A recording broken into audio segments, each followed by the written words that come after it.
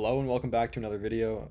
Today we're going to be going over the England versus Argentina game. The first half was just a UFC match. I saw a stat that was 0.0 expected goals for both teams, and there was like 12 to 14 fouls. But yeah, England was playing well. They had the momentum in the second half. And then after they scored that first goal, they just sat back. And you can blame Thomas Tuchel all you want, but I think it really came down to the English players just sitting back and not being able to defend. I mean, we saw them defend well against Mexico, and then against Argentina, it was just you saw just a bunch of dead bodies in the box. Nobody's moving around. I think Tuchel was trying to play the Jose Mourinho, park the bus tactics.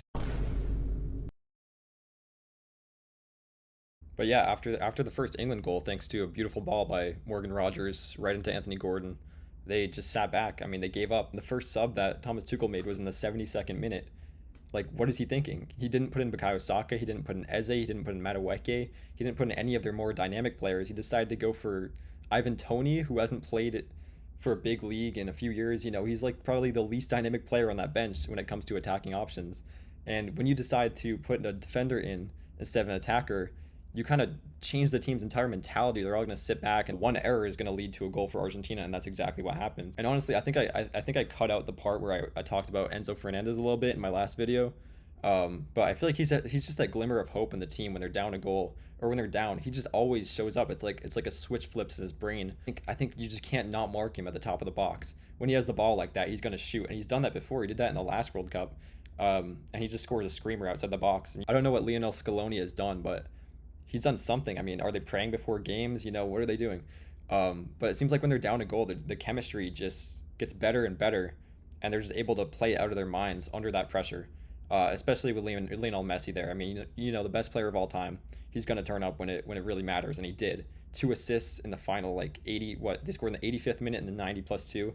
I mean, even with all the aggression that the English players were showing in the first half, I mean, you could see Messi flicking the ball past players, like hop skipping, like playing like he's in 2015 Barcelona kit again. Like he's just, I don't even know what to say. You had people double, triple teaming Messi, and he was just getting past all of them. Like I've never seen a 39-year-old do that ever. Like sometimes I have to remind myself that the only reason he's in Miami is because he wants to have some fun. It's not because he can't play in a top five league or play at the top level anymore. I think a lot of people forgot that before this World Cup and expected him to be washed. But these numbers are just ridiculous for a 39-year-old. Like that's just the bottom line. But yeah, England kind of sat back, and Argentina definitely took advantage of it. I think England did not show the same passion that they showed before and leading up to Anthony Gordon's goal. They just completely lost it. I mean, they had no chemistry in the box. It seemed like every single time that a ball floated into the box from an Argentina player, either Enzo Fernandez, Messi, crosses a ball into that box, it found an Argentina player almost every time.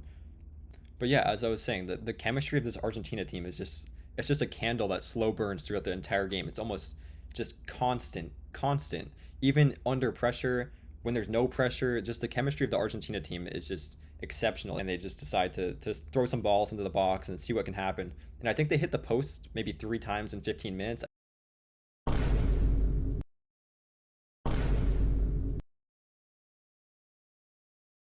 It didn't seem like one player in Argentina was out of the loop when it came to the game plan in the final 30 minutes. It seemed like every single player knew exactly where to be, what to do. They knew their role. And Messi, he knew his role and he did it perfectly. I mean, Lautaro Martinez, just the positioning to find that. But yeah, Messi makes it look so easy. It's like the ball just knew to find Lautaro Martinez's head. That's how easy he makes it look. I mean, it just floats right onto the top of his head, domes it in, 2-1. I mean, what else can you say? It's just pure excellence from Argentina. I mean, that type of game can turn a hate watcher into an Argentina enjoyer.